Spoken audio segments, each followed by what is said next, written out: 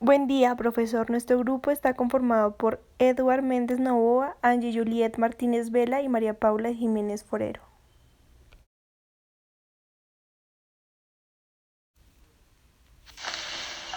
Iniciaremos abordando el tema de deterioro de activos. Este está consagrado en la NIC número 36. Esta norma consiste en establecer los procedimientos que una entidad aplicará para asegurarse de que sus activos están contabilizados por un importe que no sea superior a su importe recuperado. Es importante que los activos no se registren en los estados financieros por más de lo que valen. Un deterioro surge cuando el valor en los libros de un activo excede su valor para una entidad. Las entidades deben considerar si ha existido eventos internos o factores externos que podrían indicar que el valor en sus libros de los activos es demasiado alto. Entre los factores externos podemos tener la disminución del activo por el paso del tiempo o uso normal más de lo que se esperaba. O también podemos observar cambios en el mercado, entorno económico legal, según la actividad de la compañía. Un ejemplo de una fuente interna es la evidencia por daño físico u obsolescencia de los equipos o la planta. Cuando existen una de estas razones es cuando procedemos a realizar el deterioro. El deterioro es un concepto importante y se aplica principalmente a los activos tangibles e intangibles no corrientes.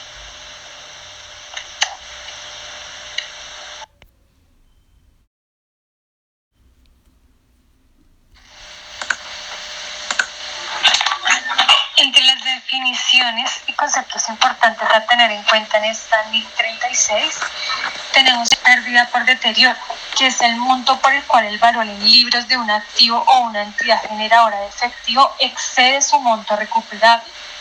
Otra es valor en libros, el monto por el cual se reconoce el activo después de deducir la depreciación acumulada y cualquier pérdida por deterioro en el estado de la situación financiera. El monto recuperable, el mayor entre el valor razonable menos los costos de disposición de un activo y su valor de uso. Otro término importante en la norma es la unidad generadora de efectivo. Es el grupo identificable más pequeño de activos que genera entradas de efectivo que son en gran medida independientes de las entradas de efectivo de otros activos o grupo de activos.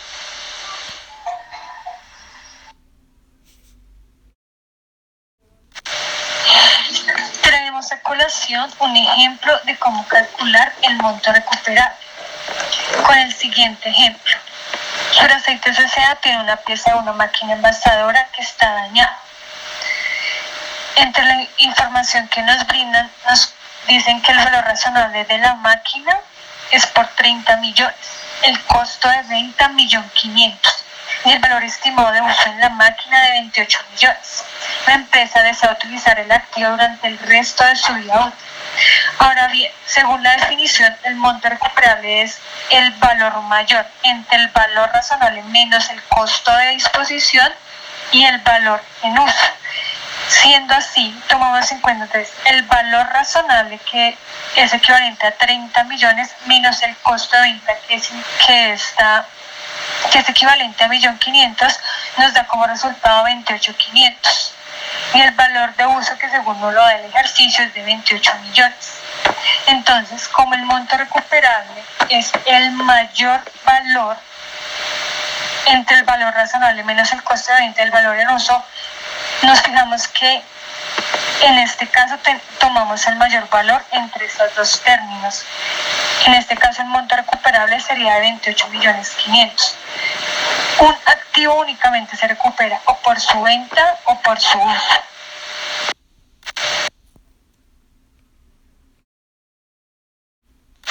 Vamos con pérdida por deterioro.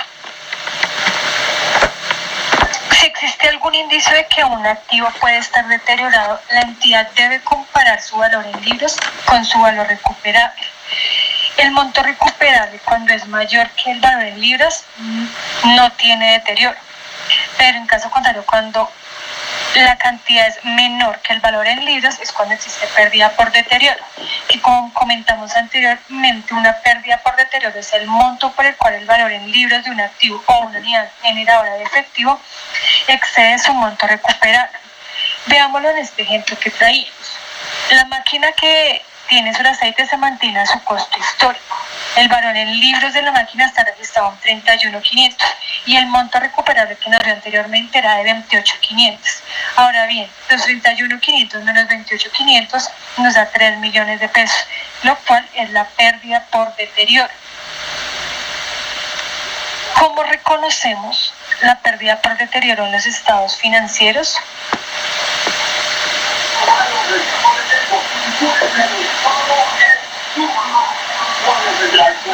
Las pérdidas por deterioro se tratan de la siguiente manera, de dos formas: activos contabilizados a costo histórico y activos revaluados. Activos contabilizados a costo histórico, la pérdida por deterioro se reconoce como un gasto en el estado de ganancias y pérdidas. Y en los activos revaluados, la pérdida por deterioro se contabiliza según las reglas correspondientes a las normas MIF.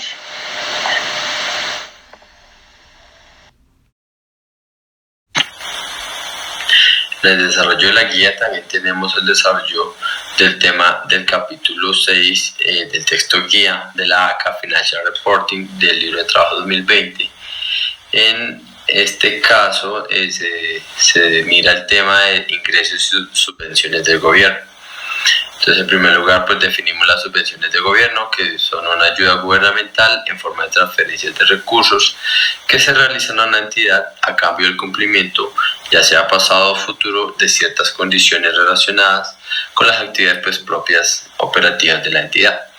Se excluyen aquellas formas de ayudas gubernamentales a las que no cabe razonablemente asignar un valor, así como las transacciones con el gobierno, pues que no pueden distinguirse de las demás operaciones normales de la entidad. Esto contemplado en la IAS 20. También se tiene que las subvenciones del gobierno se reconocen en resultados de forma sistemática a lo largo de los periodos en los que la entidad reconoce gastos pues por los costos relacionados que las subvenciones están destinadas a compensar. Lo que en el caso de las subvenciones relacionadas con activos requiere establecer la subvención como inferida de ingresos o deducirlo del valor en libros del activo. Entonces en el capítulo inicialmente tenemos el tema de los ingresos, cómo se reconoce un ingreso, ya sea pues el monto o los intereses, y toca el tema muy detalladamente de la IFRS 15, que trata los ingresos por contratos con clientes. Entonces ahí desglosa cada uno de los 5 pasos para reconocer y medir el ingreso, como lo son identificar el contrato, identificar las obligaciones de desempeño en el contrato, determinar el precio de la transacción, asignar el precio de la transacción a las obligaciones de desempeño del contrato y reconocer los ingresos ordinarios cuando la entidad satisface una obligación de desempeño. Entonces ahí tenemos definiciones básicas como qué es un contrato. Se dice que es un acuerdo entre dos o más partes que crea derechos y obligaciones exigibles por cada una de las partes. ¿Qué es un ingreso? Incrementos en los beneficios económicos durante el periodo contable en forma de activos crecientes o pasivos decrecientes. ¿Y qué es la obligación de ejecución? Pues la promesa de cumplir con un bien o prestar un servicio. Y el capítulo en general desglosa cada una de estas partes de la IFRS 15, cómo se identifica el contrato, cómo se identifican las obligaciones, cómo se determina el precio de la transferencia, cómo se asigna el precio de la transacción y cómo se reconoce el ingreso como obligaciones de desempeño. Por último, pues ahí en esa parte muestra cómo se hace la presentación en los estados financieros. Después tenemos los tipos también comunes de transacciones, que entre ellos se encuentra pues la principal versus agente, las ventas con derecho de devolución, los acuerdos de envío, los arreglos de facturación y retención, las garantías. Y ya después tenemos al final el tema desarrollado de la IAS 20. Entonces tenemos sobre las ayudas del gobierno. Entonces que pueden variar, dice que puede variar tanto en la naturaleza de la ayuda proporcionada como las condiciones requeridas para su concesión. El propósito de las ayudas puede ser el de incentivar a la entidad para emprender un determinado proyecto, pues que normalmente no hubiera podido emprender por falta de incentivos monetarios o por recursos propios. Tenemos que para la entidad el hecho de recibir esas ayudas gubernamentales pues puede ser significativo, pues porque le ayudan a prepararse en los estados financieros por dos razones. En primer lugar, si los recursos han sido transferidos, debe encontrarse un método apropiado de contabilización para la transferencia. Y en segundo lugar, es deseable proporcionar una indicación de la medida en la cual la entidad se ha beneficiado de las ayudas durante el periodo sobre el que se informa. Pues todo esto facilita la comparación de los estados financieros de las entidades con los de otros periodos anteriores, incluso con los de otras entidades también. Por último, pues para resaltar, tenemos que el reconocimiento de las subvenciones del gobierno en el resultado, en el momento de su cobro, pues no está de acuerdo con la base contable de la acumulación o de vengo, pues como esto lo expresa la NIC 1 para la presentación de estados financieros, sino únicamente podría ser aceptable cuando no exista otro criterio para distribuir la subvención entre periodos distintos de aquel en el que se recibió esta subvención. Toda empresa posee diferentes tipos de costos. Estos son una gran forma de evaluar los gastos de una compañía y cómo ellos impactan en sus operaciones, eficiencia y ganancias. Por lo general, los diversos tipos de costos en contabilidad se clasifican de la siguiente forma. Costos directos. Se trata de los costos que se desprenden de la producción de un bien o servicio. En esta categoría también se incluyen el dinero invertido en la adquisición de materias primas, el pago correspondiente a la fuerza laboral, etc. Aquellos gastos pueden ser rastreados fácilmente hasta cierto producto, departamento o proyecto. Grafiquemos lo anterior con un ejemplo. Una empresa que desarrolla automóviles necesita que 3 personas pasen 8 horas encargándose de las tareas asociadas a la construcción de un carro. Entonces los costos directos por el desarrollo del producto serían los salarios de los 3 trabajadores y lo gastado de los autopartes. Por otra parte, tenemos los costos indirectos, los cuales no se encuentran relacionados a la producción de bienes o servicios. Al tratarse de gastos que no están asociados a un departamento específico, su asignación no es directa como en el caso previo. Para graficarlos mejor, extendamos el ejemplo del apartado anterior. La misma compañía de automóviles tendría por costos directos lo invertido en los neumáticos o el acero de cada vehículo. Sin embargo, la electricidad que se empleó para alimentar la fábrica, la cual es imprescindible para la empresa, interviene de forma indirecta en la producción de los vehículos. Como podemos imaginar, no hay producto cuyo origen pueda rastrearse hasta la cuenta de luz. Costos fijos. Estos son gastos que varían sin importar el número de bienes o servicios que la empresa produzca en el corto plazo. Por ejemplo, supongamos que para funcionar correctamente, una compañía necesita alquilar maquinaria para su producción por un espacio de 20 años. Costos variables. En oposición a los costos fijos, se trata de gastos que se encuentran directamente ligados al nivel de producción de una empresa y fluctúan de acuerdo a todas sus posibilidades variaciones. Estos subirán si la compañía empieza a producir una mayor cantidad de productos y viceversa. Por ejemplo, una empresa que se encarga de fabricar juguetes debe empaquetar cada uno de sus artículos antes de enviarlos a las tiendas. Este es considerado un tipo de costo variable, ya que conforme el volumen de producción se incremente o disminuya, los gastos relacionados al envasado también subirán o bajarán. Costos operativos, también conocidos como costos de funcionamiento, comprenden todos los gastos asociados a las actividades diarias de la empresa, pero no se encuentran directamente relacionados con los bienes o servicios. Por ejemplo, dentro de esta categoría suelen incluirse la renta y las utilidades que implica hacer funcionar una fábrica.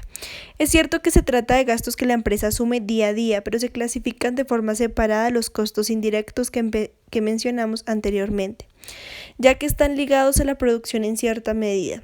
Los inversionistas pueden calcular el ratio de gastos operativos, el cual muestra qué tan eficiente es la compañía de cara a gestionar su dinero para generar ventas.